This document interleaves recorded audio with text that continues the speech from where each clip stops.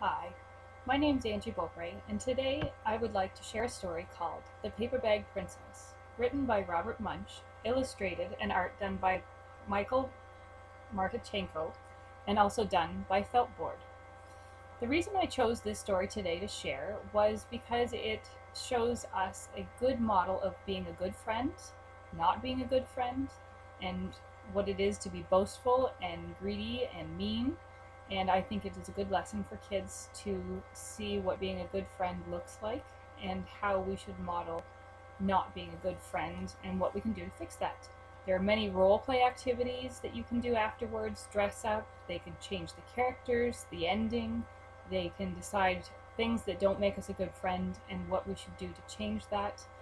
I also think that this story is just all around good message that being smart is sometimes better than being mean, and that we can use our minds to come up with a solution instead of a way of beating up the dragon or what have you.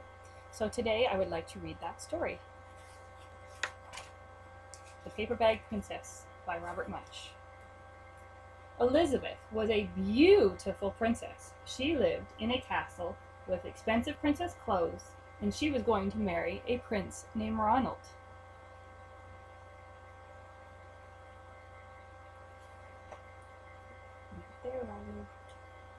Unfortunately, a dragon smashed her castle, burnt all her clothes with his fiery breath, carried off Prince Ronald.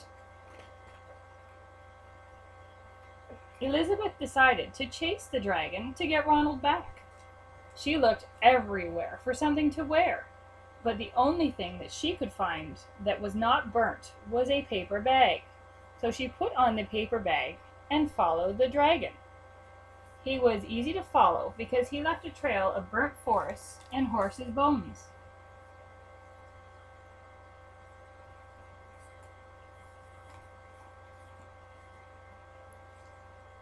Finally, Elizabeth came to a cave with a large door that had a huge knocker on it. She took a hold of the knocker and banged on the door. Bang! Bang! Bang!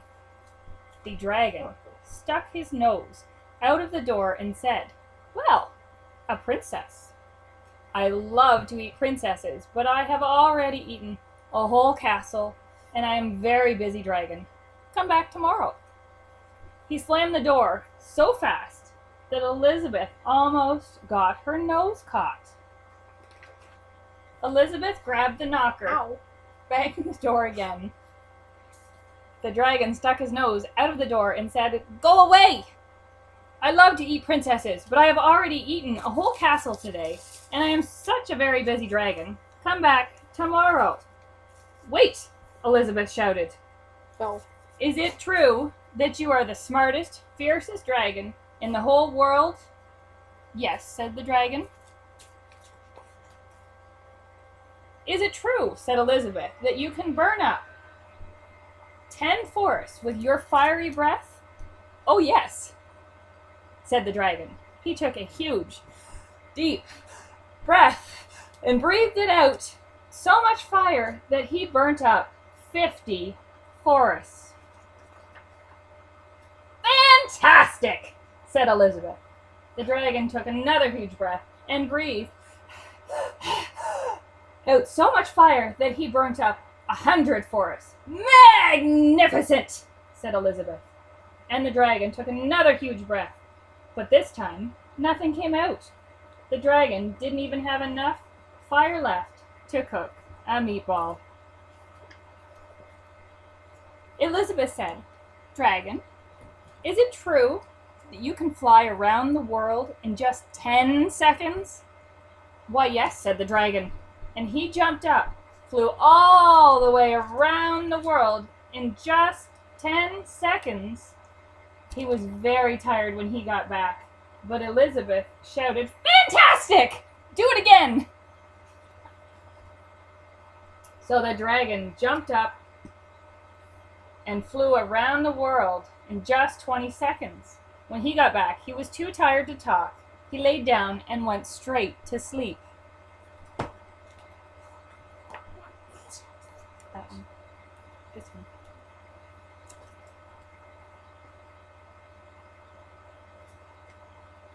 Elizabeth whispered very softly, "Hey, dragon." The dragon didn't move at all. He lifted up the dragon's ear. She lifted up the dragon's ear, put her head right inside. She shouted, "Hey, dragon!" The dragon was so tired he didn't even move. Elizabeth walked right over the dragon, opened the door to the cave, and there was Prince Ronald.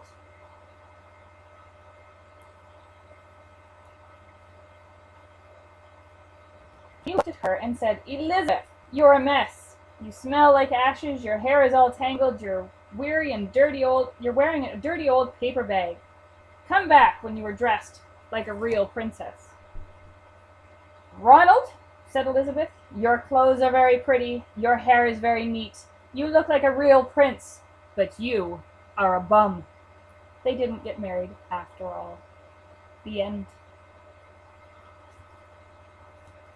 And that is the story of The Paper Bag Princess by Robert Munsch. This story would lend itself to many different discussions afterwards about how we could be more appreciative, how Ronald should have treated Elizabeth for all of the hard work she did.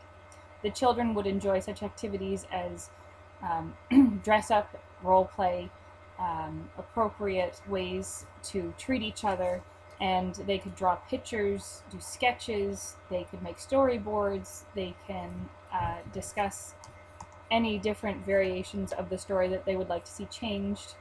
I'm a big fan of this book, and I've always loved to read that book to my kids, and I hope that you enjoyed the reading today.